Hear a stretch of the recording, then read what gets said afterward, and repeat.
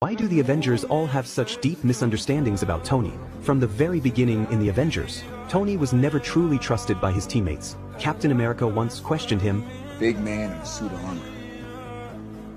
Take that off, what are you?" Those words were like a knife, stabbing straight at Tony's most vulnerable self-esteem. In the captain's eyes, Tony was a rich kid who relied on tech to arm himself, who understood neither sacrifice nor responsibility. Yet when a truly massive crisis arrived, it was Tony the captain urgently called for support over the comms. It was this so-called selfish man who carried a nuclear missile through a wormhole, facing death with nothing but a mortal body. In that battle, he saved the world, but it also planted a seed of psychological trauma that would last 6 years. But no one knew. No one asked if he had nightmares. No one cared if he was afraid. They just kept fighting, kept relying on him, but never tried to understand him. In Avengers, Age of Ultron, Tony tried to use the Iron Legion to prevent future disasters, but was accused by his teammates of warmongering. Dr. Banner also stood against him, and the captain still clung to his idealistic belief in faith and unity. How are you guys planning on beating them? Together? We'll lose, and we'll do that together too. When Ultron truly spiraled out of control and the situation deteriorated, Thor returned to the base in a rage, grabbed Tony by the throat. In that moment, Tony didn't resist or explain.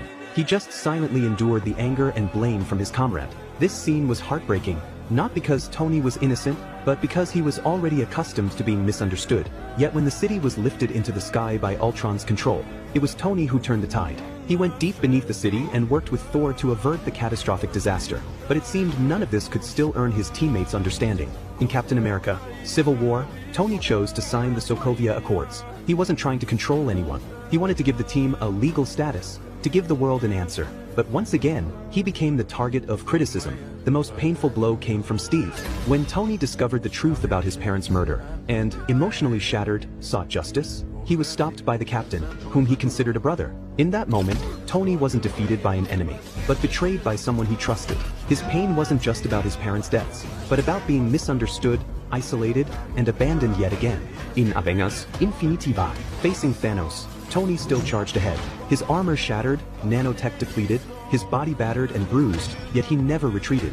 Tony proved with his actions, he wasn't the chosen one, but he was always the one willing to shoulder the burden.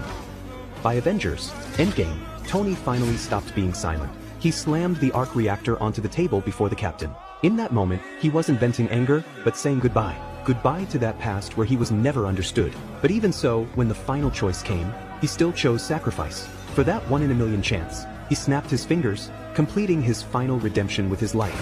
It was only at that moment the world finally understood. Tony Stark was never the perfect soldier from a hero template. He had fears, traumas, selfishness, and pride, but he always protected this world.